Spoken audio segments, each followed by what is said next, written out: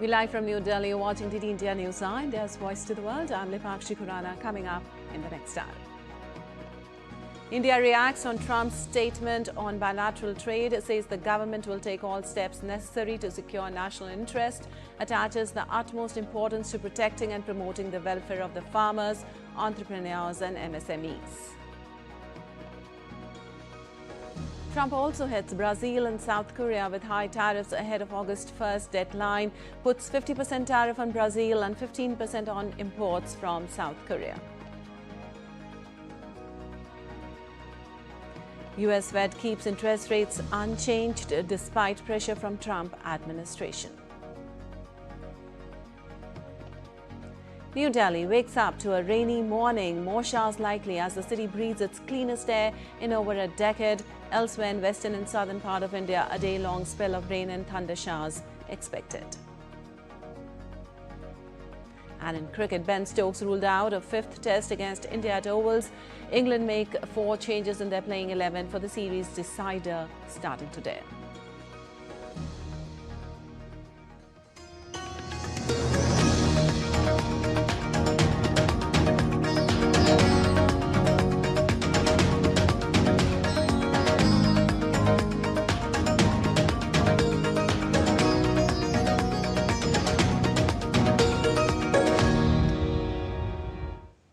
And on to the details now. The government of India on Wednesday issued a measured response to US President Donald Trump's tariff announcement. The government said it has taken note of the US President's statement and is studying its implications.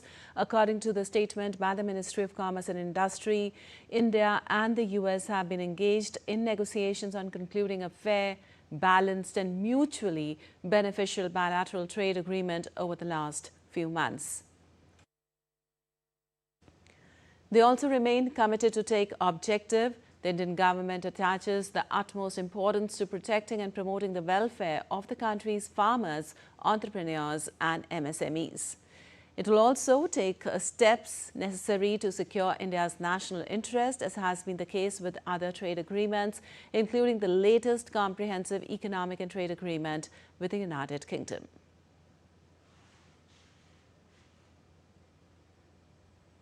Meanwhile, on Wednesday, US President Donald Trump announced to impose a 25% tariff on imports from India starting on August 1st. Also, he said that the United States is still negotiating with India on trade.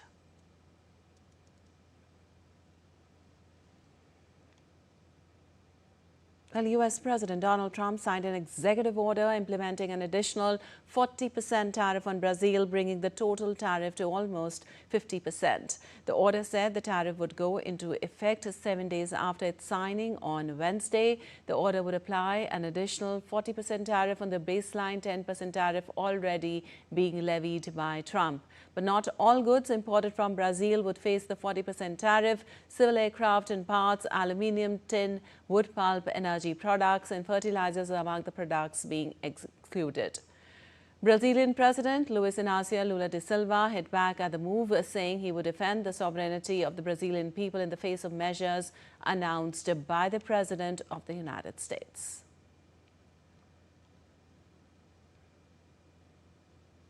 Well, the United States has agreed to a trade deal with South Korea as well that will subject South Korean imports to a 15% tariff on imports as part of an agreement with the Asian trade partner. As part of the arrangement, South Korea will also invest $350 billion in the United States and purchase $100 billion of liquefied natural gas and other energy products. The announcement comes just a day before a 1st August deadline for countries to reach agreements with the United States or be hit with higher tariffs. South Korea had been facing a 25% levy if it had not struck a deal. Also, South Korea's presidential office said that the country's trade agreement with the United States had pushed down tariffs on Korean automobiles to 15%. South Korean President Lee Jae-myung said the deal would put his country on an equal or better footing compared with other countries. Meanwhile, Canadian Prime Minister Mark Carney said on Wednesday that tariff negotiations with US President Donald Trump's administration have been constructive, but the talks may not conclude by an August 1st deadline. look, these are complex, they're comprehensive, they're constructive negotiations with the Americans are ongoing. It's possible that they may not conclude by the 1st of August. But we'll see. The team's there. We're working hard. Conversations today, myself. And for more, we have DD India's Akshay Dongre joining us. Well, Akshay, negotiations are still on as far as tariff on India is concerned. Where do you see this going? Well, it's hard to speculate, Lipakshi, at this point in time, given the fact that this entire thing has been, utterly unprofessional as far as deciding the tariffs on countries are concerned, be it deciding the tariff to implementing and the way it has been implemented and the reason that have been cited, have been uneven, have been irrational at many point of time, and have been, dictatorial in many sense. Because if you do trade on your terms, you do trade on the benefit of the two countries. Trade improves relations, but here trade isn't, it's not just India, but for many countries, trade has been used as a tool for blackmail. Trade has been used as a tool to say that you fall in line, follow what we tell you. Only do business with our companies. If you do business with our adversary, we'll put a tariff on you. So that is exactly what's happening, and this is quite unprecedented. Not just in recent years of modern economics and finance, but historically it has never happened that countries be punished for through trade. In this manner, the entire country unilaterally being implemented with high tariffs because the head of the state doesn't like something about a country, or hasn't the other country doesn't agree to some of their decision, or dictate as far as US is concerned.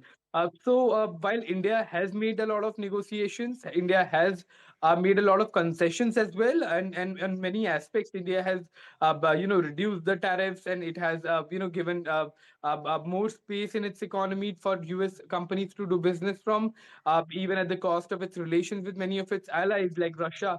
But there is a limit to everything. India has drawn a line as far as energy resources are concerned, that it cannot just switch off its economy. It will have to, when it comes to its national security, it will procure whatever kind of technology serves the best interest of its national security. And when it comes to energy, it will pursue the path that gives it the cheapest and the most reliable sources of, natural gas and oil that will keep its economy running. So there are certain things that you just do not negotiate on, and it seems that we have reached that point, and perhaps that's the reason why this unilaterally high tariff has been implemented on India. But as of now, our negotiation will still continue at some level. But when it comes to these core ideas, it doesn't seem much to change in the near future either. Right, Akshay. If we talk about the other countries, Trump has also signed an order to justify 50% tariffs on Brazil. So what strategic or economic considerations might have driven President Trump to impose such a steep tariff on Brazil while striking more favorable terms with South Korea, whereas deal with Canada is still not concluded? Well, Lipakshi, the exact point that I was trying to make, everything is irrational, and it's erratic at many point. Because when it comes to Brazil, when initially the tariffs were announced, it was just a 10% tariff for Brazil. But now, it has just gone the opposite way. Other countries have reduced the tariff that was initially proposed for Brazil. It has gone up, 5 times. And the reason, perhaps the biggest reason, is the case that's going again Jair Bolsonaro, the former president of Brazil, who has been an ally of Donald Trump. And Trump has said that the kind of investigation, the kind of corruption, be it corruption or other investigations that are going on against Jair Bolsonaro, if they don't stop, then the tariff will be implemented on the entire country. So you can see the scale of misuse of something that is so serious, such as tariff, can alter the course of economies around the world. So that is being used for internal domestic internal political issues by a president of another country. While Brazil has hit back, but clearly this entire thing seems like straight out of a comedy movie as of now. Back to you, Dipak. All right, Akshay, thank you so much for all those information. And moving on, French Finance Minister Eric Lombard has expressed dissatisfaction with the European Union's negotiating strategy with the United States, which resulted in a framework deal imposing 15% tariffs on most European Union goods. According to Lombard, the EU's approach lacked vigor and the bloc failed to wield significant influence in the negotiations. Lombard stated that the EU's negotiating method was not energetic or vigorous enough, echoing concerns raised by French President Emmanuel Macron. Lombard emphasized the importance of enhancing the EU's negotiation abilities to be feared and carry weight in future trade talks. Although Lombard defended the deal by comparing it to those obtained by other countries, he acknowledged its limitations and the need for clarification on sectoral exemptions. And updates now on Russia-Ukraine conflict. Ukrainian President Volodymyr Zelensky stated on Wednesday that he'd approved key principles for large-scale weapon agreements with the United States. In his evening video address, Zelensky said these are large-scale agreements which I discussed with President Trump and hoped for their implementation, adding that it would strengthen both countries. He provided no specifics about the agreement. Zelensky also praised the actions of the U.S. government in resolving the conflict. Сьогодні основні принципи угод наших з Америкою. Україна, Сполучені Штати по зброї. Масштабні угоди, і я говорив про них з президентом Трампом, і я дуже розраховую, що ми зможемо все це виконати. Це точно посилить обидві наші країни, а отже наших союзників, наших партнерів. Well, the Ukrainians rallied in Kyiv and Lviv on Wednesday, the eve of a planned parliamentary vote to adopt a new law reinstating the independence of anti-corruption bodies. President Zelensky introduced the legislation to ease the public unrest following mass protest against a proposed bill that would have given a politically appointed prosecutor control over the National Anti-Corruption Bureau of Ukraine and the Specialized Anti-Corruption Prosecutor's Office. Since the conflict began, Ukraine has intensified efforts to eliminate long-standing political corruption. Stamping out corruption is critical to Kyiv's bid to join the EU and its efforts to erase the legacy of autocracy and Russian rule. NABU and SEPO have leveled charges against lawmakers and senior government officials. Well, U.S. President Donald Trump also signaled a willingness on Wednesday to settle for $500 million, a legal fight with Harvard University over $2.5 billion in funding his administration cancelled over accusations it allowed anti-Semitism and promoted diversity policies. Harvard sued the administration this year to have billions of dollars of frozen federal fund restored. Trump is at odds with Harvard and other universities over pro-Palestinian protest and diversity, equity and inclusion policies. We're negotiating with Harvard now. They would like to settle, so we'll see what happens. Well, U.S. President Donald Trump announced a health initiative for digital medical records alongside with private sector and companies such as Amazon, Google, Apple and OpenAI. The Making Health Technology Great Again launch event was hosted at the White House, and U.S. Health and Human Services Secretary Robert F. Kennedy Jr. and Dr. Mehmet Oz, administrator for the Center for Medicare and Medicaid Services, were in attendance. According to the Center for Medicare and Medicaid Services, the plan aims to promote a CMS interoperability to easily and seamlessly share information between patients and providers. Trump said the initiative will allow information sharing between patients and providers while also giving patients access to their medical records. This will allow patients to easily transmit information from one doctor to another, even if they're different networks and using different record-keeping systems. No matter what system they use, they're all transferable. The new standards will also make it simple for patients to access their own personal health records.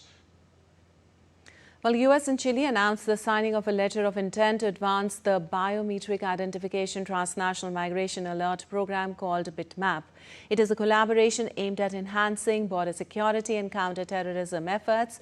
BitMap is a host country-led initiative which aims to strengthen law enforcement investigation, border security and counter-terrorism efforts in the US and in partner nations by providing foreign law enforcement with biometric or biographic collection capability. During the joint press conference with Chilean Minister of Public Security on Wednesday, U.S. Secretary of Homeland Security Kristi Noem welcomed Chile's commitment to expanding bilateral cooperation, emphasizing the importance of the alliance in addressing regional security challenges. And still to come on DT India News Now. U.S. sanctions Brazil Supreme Court Justice Alexandre de Moraes, who's overseeing the criminal case against former President Jair Bolsonaro. After France and the UK, Canada intends to recognize the Palestinian state at the UN General Assembly in September. And millions return home as Pacific tsunami warnings lifted from Japan and Russia. Chilean authorities report no damage.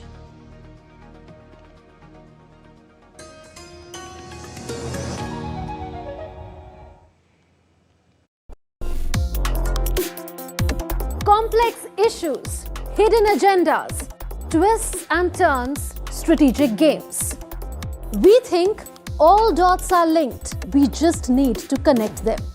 Join me every week as I connect the dots to unravel hidden designs in statecraft, mysteries, and decode issues that matter to you. Watch Connecting the Dots with me at these times on DD India.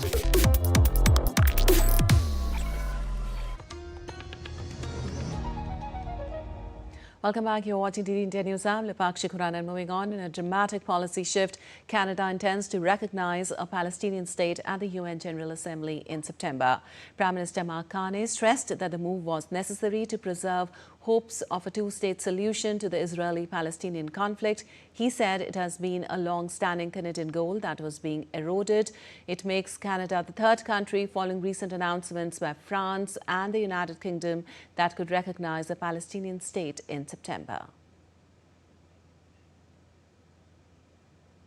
Prospects for a two-state solution have been steadily and gravely eroded, including by the pervasive threat of Hamas terrorism to Israel and its people, culminating in the heinous attack of October 7, 2023, the terrorist organization Hamas's long-standing violent rejection of Israel's right to exist and its rejection of a two-state solution.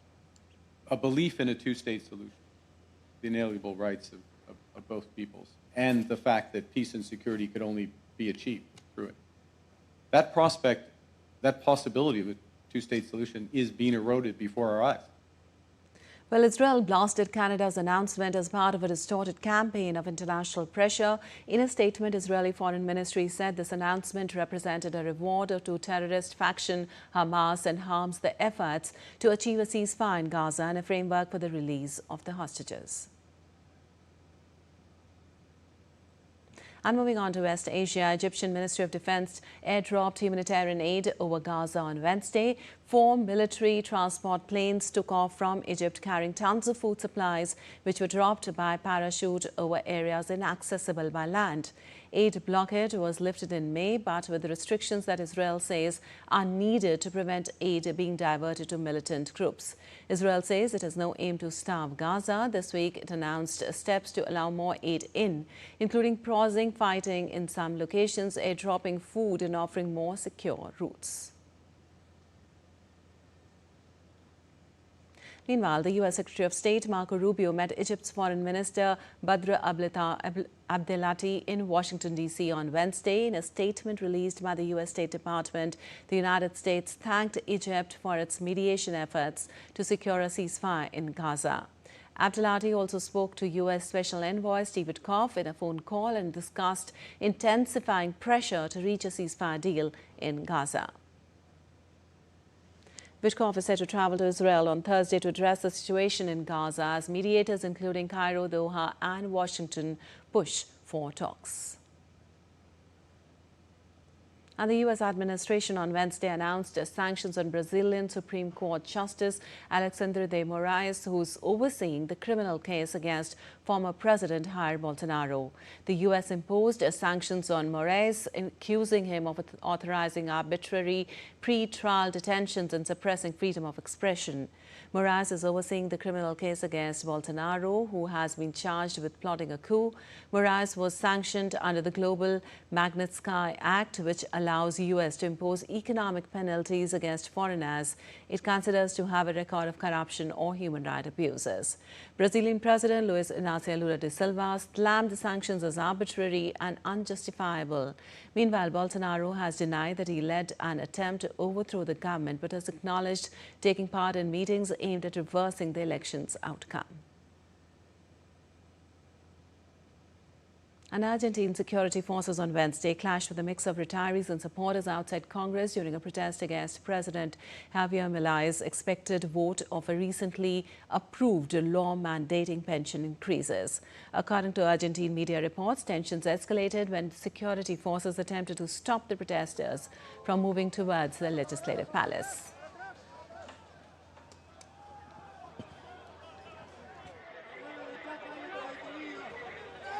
Well, the Provincial Commission for Memory, a local public policy group, reported over 30 injuries and 7 detentions. These weekly demonstrations by retirees outside Congress demand better pensions and oppose Milei's cuts to free medications, among other grievances. Notably, Milei has pledged to veto the pension hike, as he did with a similar bill last year. Since taking office, he's pursued deep cuts in public spending to curb inflation, though his austerity measures have also impacted workers and retirees.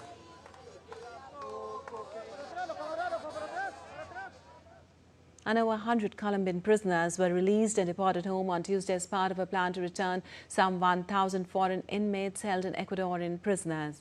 The deportations, which began on July 25th, has sparked tensions between Ecuador and Colombia due to a lack of cooperation and protocol. Colombia's foreign ministry has expressed a strong protest, calling the deportation unilateral and unfriendly and criticizing the lack of prior notification and humanitarian protocol. Whereas the Ecuadorian president, said that his government has been following the legal process to return the Cambodian nationals to their country of origin.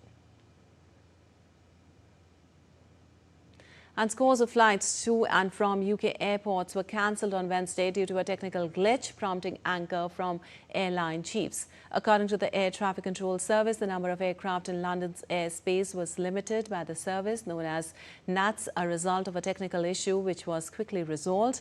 Airports including London's Heathrow and Gatwick and Edinburgh were affected. Heathrow, in Europe's busiest air hub. Airline chiefs reacted angrily to the cancellations, which came at the peak of the UK's summer holiday travel season. The technical issue responsible for the disruption was at the service's control centre in Swanwick in southwest England. In 2023, NATS suffered the country's worst system failures in almost 10 years, stranding thousands of passengers.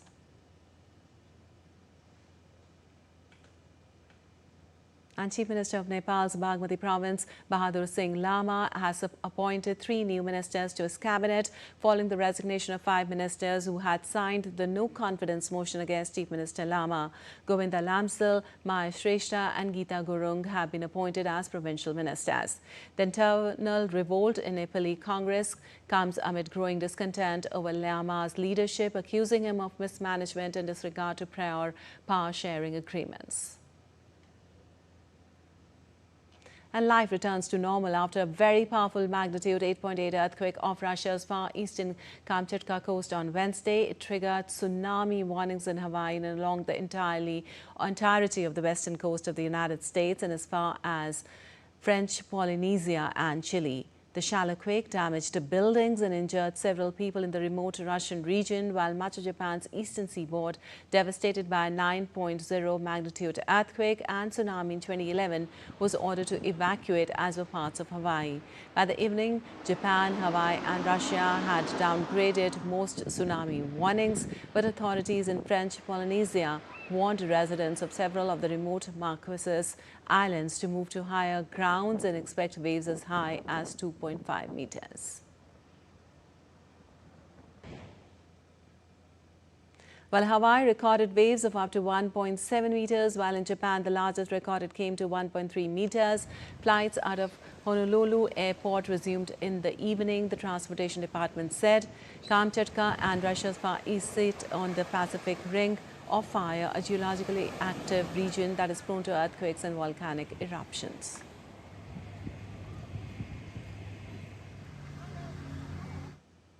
And the US-Chile volcano in Russia's Kamchatka Peninsula began erupting after Wednesday's powerful earthquake in the Pacific. The camera installed at the seismic station of the Kamchatka branch of the Federal Research Center of Geophysical Surveys of the Russian Academy of Sciences captured the start of eruption. The Russian Academy of Sciences United Geophysical Service reported that burning hot lava is flowing down the volcano's western slope, accompanied by a strong glow and explosions.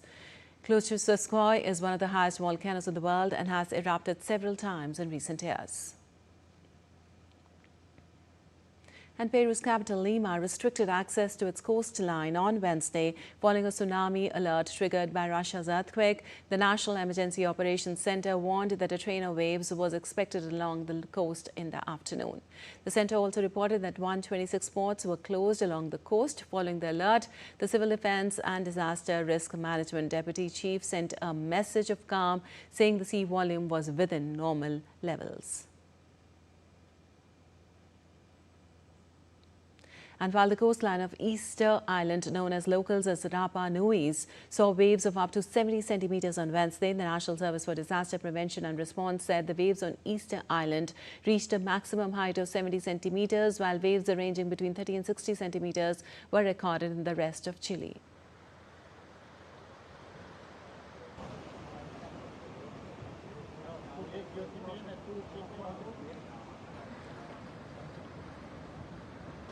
After assessing Rapa Nui's coast, authorities downgraded the alert to a precautionary state, advising people to avoid the shoreline.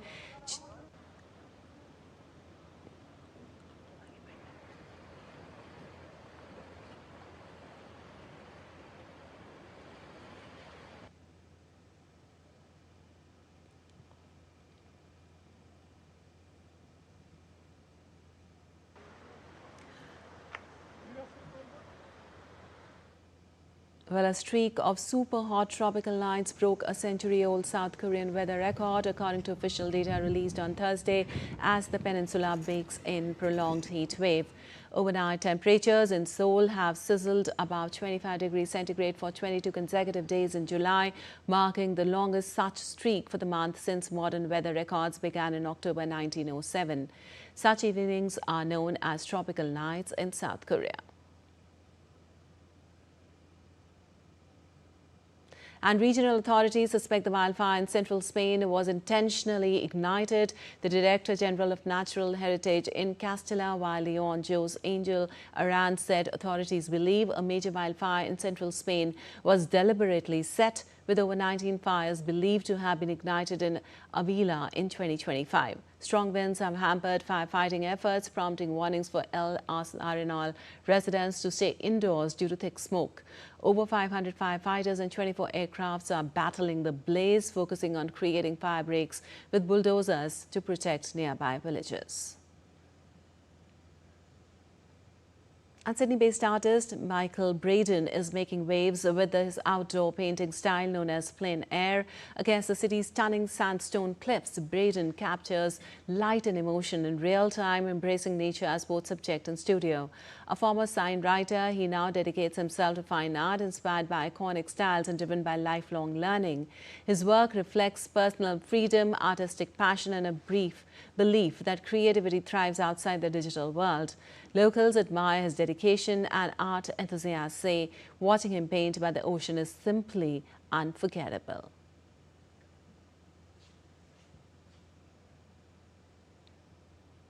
And still to come in DD India NewsNight. India and the US marked their maiden space collaboration with the cutting-edge Earth observation mission NISAR. New Delhi breathes its cleanest air in July in over a decade. And meet Bharatnatyam Guru Prabhat Ravi, who attends as an Indian cultural ambassador to the New Zealand diaspora.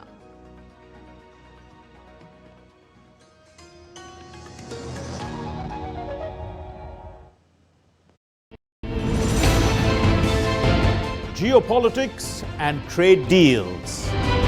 Economic challenges amid development. Hard work and the path to prosperity.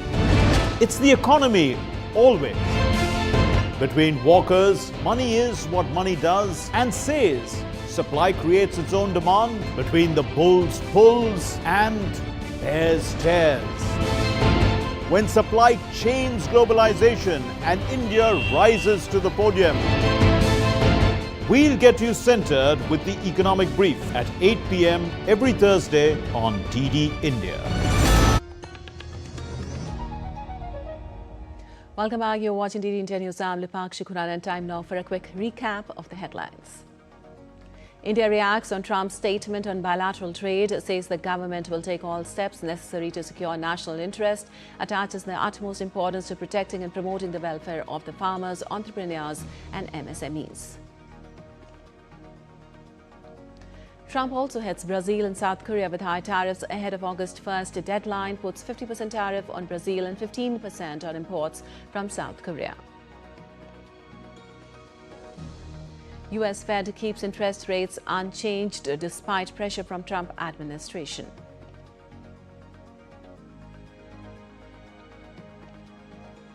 New Delhi wakes up to a rainy morning, more showers likely as the city breathes its cleanest air in over a decade. Elsewhere in western and southern part of India, a day-long spell of rain and thunder showers is expected. And in cricket, Ben Stokes ruled out a fifth test against India at Oval. England make 4 changes in their playing 11 for the series decider starting today.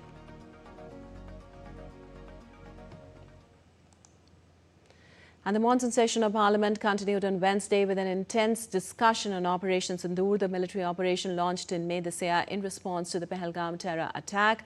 While the Lok Sabha wrapped up its debate on Tuesday, the focus shifted to the Rajya Sabha on Wednesday, where both diplomacy and defence strategies were at the centre of the narrative. DD India's Dipendra Mondal reports on the key moments from both the houses. Mananiya Adhyaksh Ji. The monsoon session of Parliament entered a crucial phase as both houses took up an in-depth discussion on Operation Sindoor, a significant military operation launched in May to counter cross-border terrorism. While the Lok Sabha concluded its debate on Tuesday, the spotlight was on the Rajya Sabha on Wednesday. Opening the debate in the upper house, External Affairs Minister Dr. S. Shankar laid out India's diplomatic stance during the operation. He underscored that the ceasefire between India and Pakistan was not influenced by any external pressure and reaffirmed that the issue remains strictly bilateral.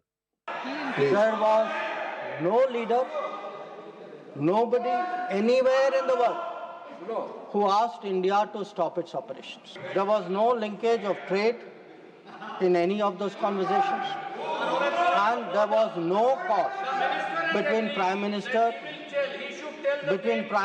and President Trump. The Rajya Sabha witnessed a spirited exchange, with opposition leaders trying to corner the government on multiple fronts, from intelligence inputs to operational details and political accountability. Responding to the opposition, BJP National President and Leader of the House, J.P. Nadda, strongly defended the government's handling of the operation. He hailed the Indian Armed Forces for executing the mission with tactical precision and unmatched professionalism. यह जरूर है कि सारी घटना में जो role हमारे जांबाज फौज ने किया, जो रोल हमारी पुलिस ने किया, जो रोल हमारी आर्मी ने किया, उसको देश नमन होकर के उनके प्रति आदर के साथ।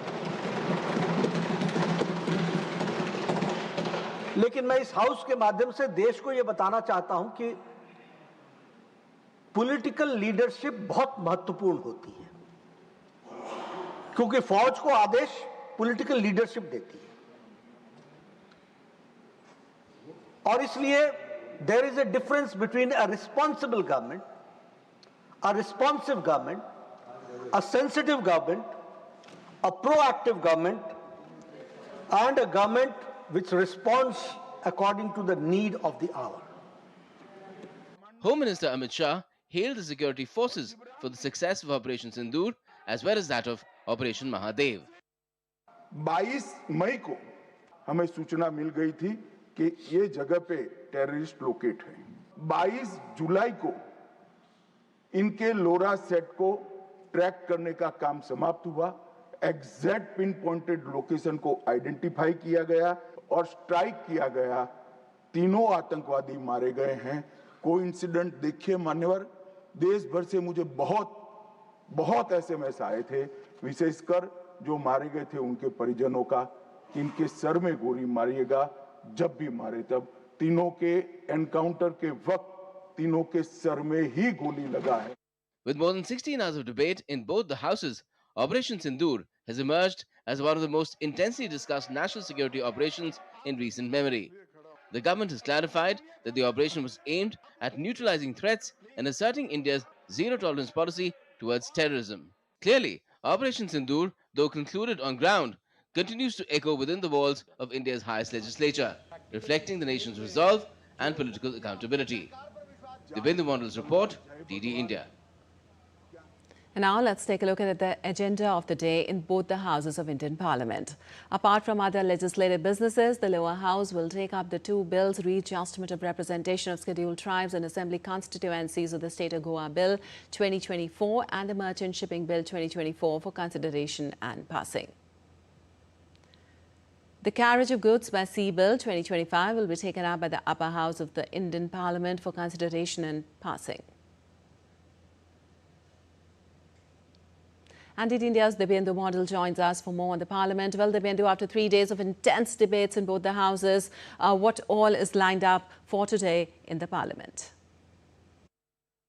Well, Lipakshi, we have seen a massive marathon discussion in both the houses of Parliament that concluded yesterday. The debate began in the lower house on Monday, and an intensive debate of cutting across political party lines from all political parties who represented their political ideologies on the floor of the House, in both the houses, in the upper as well as in the lower house, concluded yesterday. Both the houses debate for more than 16 hours each, after which the debate was concluded.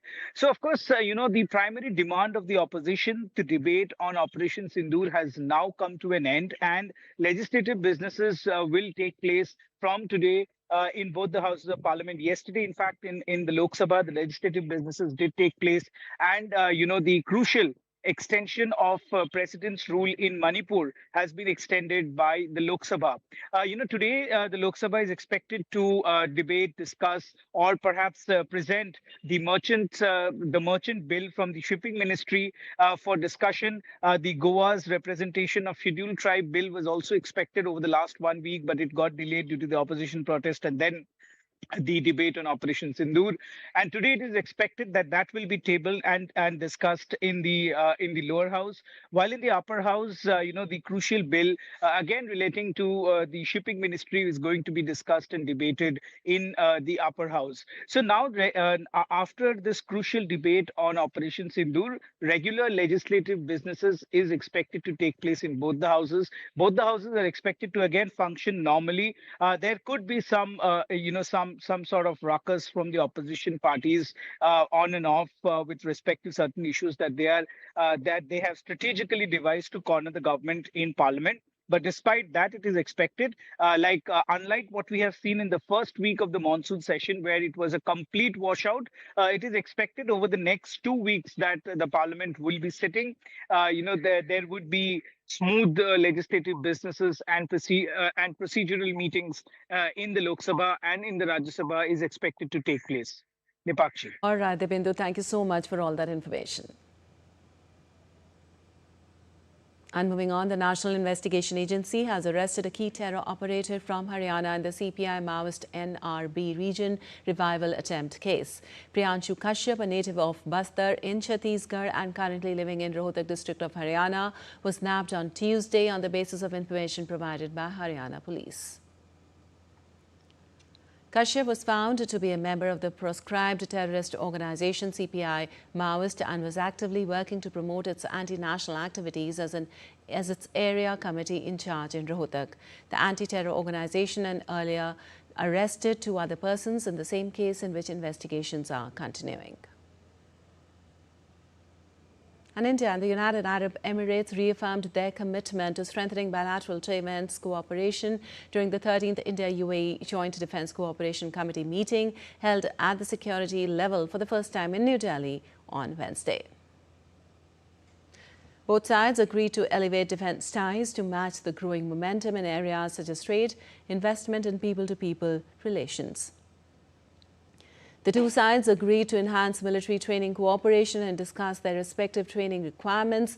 India offered to provide customized training courses tailored to the UAE's needs. They also agreed to cooperate on maritime security through sharing of information.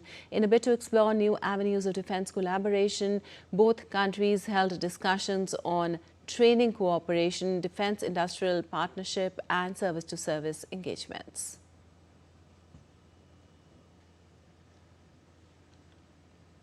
And India and the United States marked their maiden space collaboration with the successful flight of a rocket that placed an Earth observation satellite in orbit.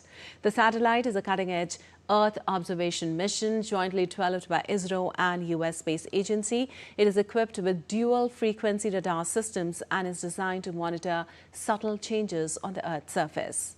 DD India's Jaya Singh reports from Sriharikota. 3, 2, 1. 0. All L40 engines generating nominal thrust. In a copybook-style launch, the latest Earth observation satellite NISAR was launched by the ISRO rocket GSLV-F-16 from Sriharikota in the evening on Wednesday. Hailing the success of the mission, ISRO chairman Dr. Narayanan said there will be 9 more launch missions that will be carried out by ISRO before the end of this financial year. GSLV-F-16 vehicle has successfully and precisely injected the NASA-ISRO synthetic aperture radar satellite, NISAR satellite, weighing 2,393 kg into its intended orbit. Being the first SSPO mission, several analyses and studies were carried out to make this mission a grand successful mission.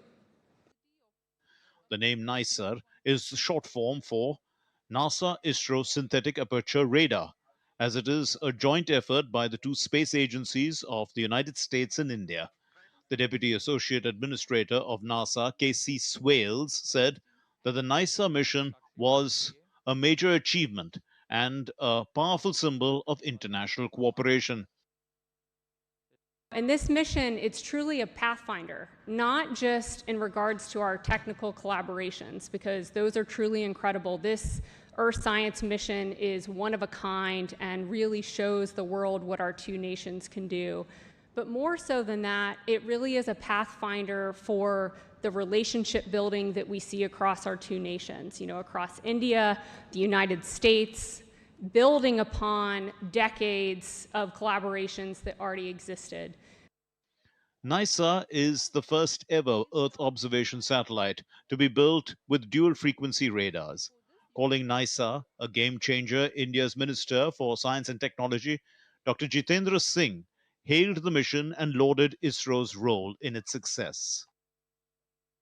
That's one of the biggest collaborations at the international level that ISRO has engaged with. We're one of the most premier agencies called the NASA, which in fact took off much before we did. And today we are in a position to be equal partners with them. We have contributed the S-band, they have contributed the L-band. So in a way, we are partnering this new game-changing experiment. NISAR is capable of covering the entire landmass, glaciers, and forests once every 12 days, and can beam a tremendous amount of data up to 80 TB non-stop. As the satellite relies on synthetic aperture radars, rain or sunshine, pitch darkness or torrential rains, dark clouds or clear skies cannot block its eyes, and therefore it serves as an all-weather satellite, unlike its peers that use mostly optic cameras. Jai Singh's report from Sriharikota.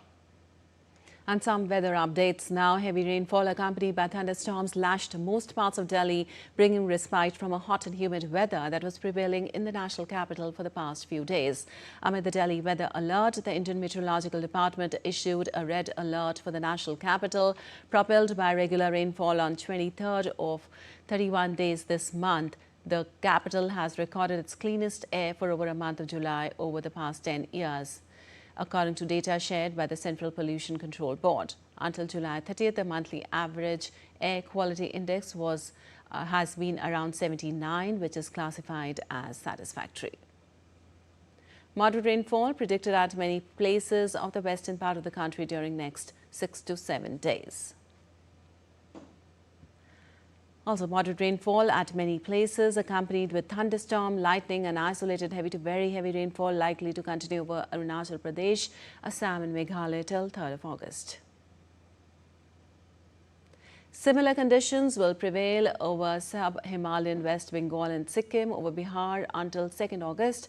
Moderate rainfall at many places near Kerala, Lakshadweep, Karnataka, coastal Andhra Pradesh and Telangana during the next 7 days. And Nepal continues to battle flood-induced disruptions as heavy monsoon rains impacted several regions. A flash flood from the Lende stream blocked key roads and submerged Uttargaya Dham. Authorities forecast moderate to heavy rain in the hilly areas of Sudar Pashchim, Gandaki and the Tarai belt. Locals remain vigilant amid ongoing flood risks. And our next story from New Zealand blends tradition, service and civic ambition. A celebrated cultural ambassador and Bharatanatyam guru, Prabha Ravi, stands as a symbol of diaspora leadership. She shares her journey with our correspondent Soumya Sharma, showcasing the evolving voice of the Indian diaspora across the globe. From the rhythm of Bharatanatyam to the rhythm of policies, Prabha Ravi dances into New Zealand politics with purpose and poise. Let's take a look. For nearly 3 decades, Prabha Ravi has been a pillar of Indian culture in New Zealand, founder of the renowned Natraj School of Dance, and recipient of multiple awards for her contribution to the community. She now takes a step forward and stands for the position of Lower Hutt Mayor. Let's welcome her on GD India. Welcome, Prabha. Namaste. Namaste. So, Prabha, firstly, what has been your inspiration to enter local politics here? That's a beautiful question. I have been involved in the community in different levels. I sit on many not-for-profit boards, but also I've been in the Hutt City Council community panel for 2 terms and served as a chair for the Hutt Valley District Health Board Consumer Council.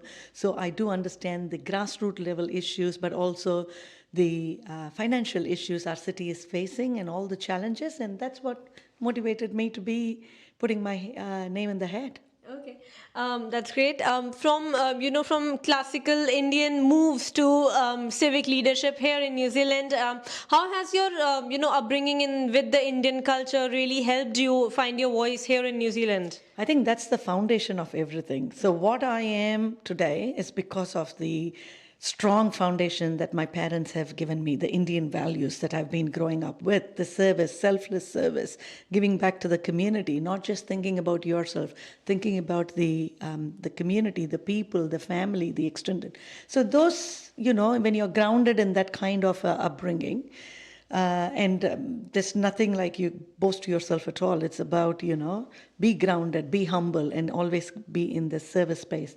Really put me in the right space for me to be thinking about how do I make a difference in the community in my small little way.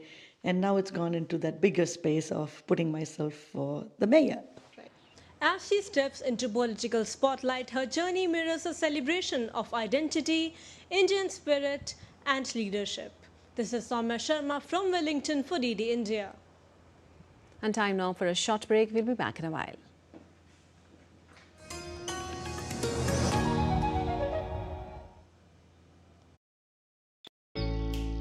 Jharkhand will mesmerize you with majestic nature, rich heritage and colorful culture. Hello. Johar. It fits perfectly. Thank you. Full workout ho gaya. Ready?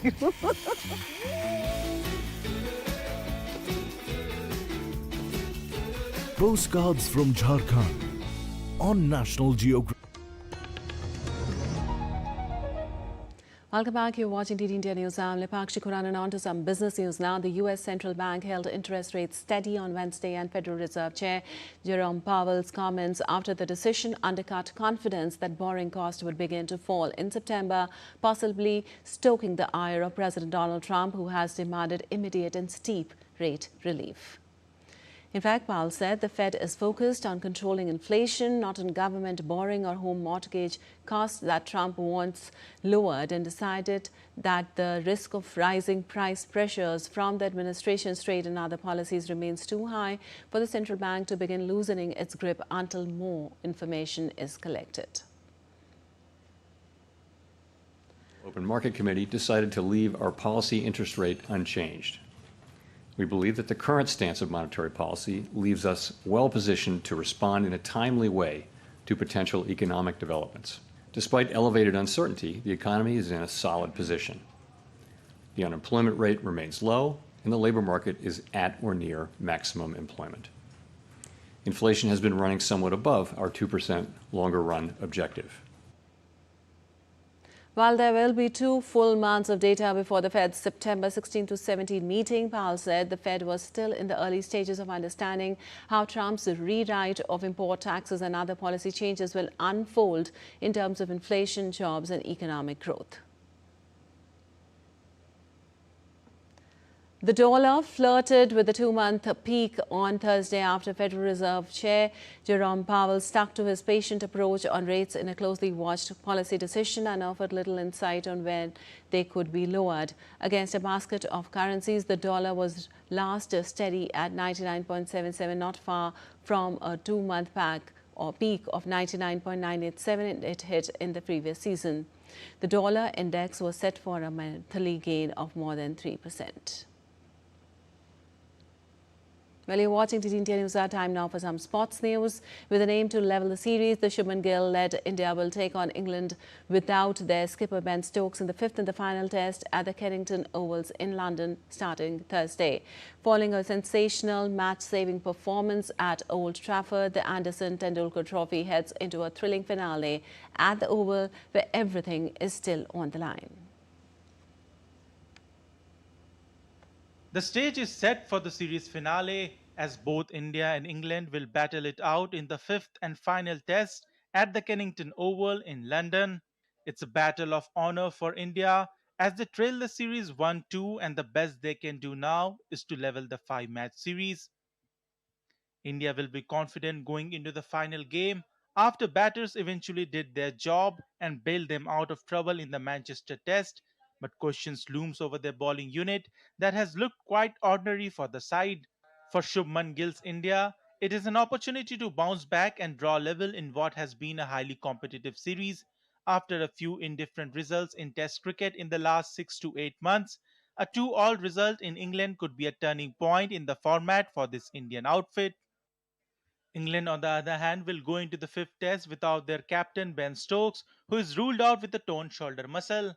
His absence is a major blow for England and for Stokes personally, who is the leading wicket taker in the series, scored his first Test century in 2 years in Manchester and has been named player of the match in the last 2 tests. Jofra Archer and Bryden Cars are both rested after heavy workloads last week, while Liam Dawson is left out altogether. Oli Pop will lead for the 5th time in Test in Stokes' absence. Altogether, England have made 4 changes from the draw in Manchester, with Jacob Bethel, Gus Atkinson, Jamie Overton and Josh Tongue all coming into the side. After a save for the ages at Old Trafford, the Anderson Tendulkar Trophy now entered its climax at the Oval, with all to play for at the historic venue. For England, it is a chance for baseball validation on their own turf against one of the most formidable opponents in international cricket. Sports Desk, DD India. And step into the past and breathe in history as Guangzhou now hosts the world's largest perfume museum, offering over 300 fragrances from around the world, from recreations of Egypt's ancient incense to artifacts like Tang Dynasty scent bowls. It's a fragrant voyage through time. The museum blends culture, science and artistry, bringing ancient rituals back to life for visitors to see, experience and smell the scents that tell stories.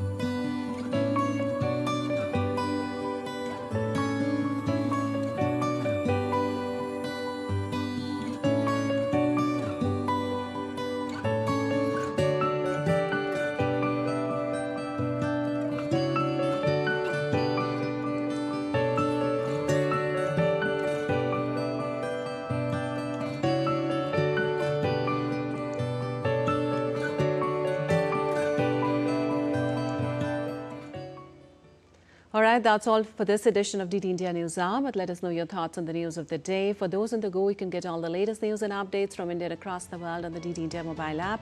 The app is available on both Android and iOS platforms. Scan the QR code on the screen to download now. We'll be back with more news as it breaks here on DT India. I'm Vipakshi Khurana from all of us here in Delhi. Thanks for watching DT India News Hour.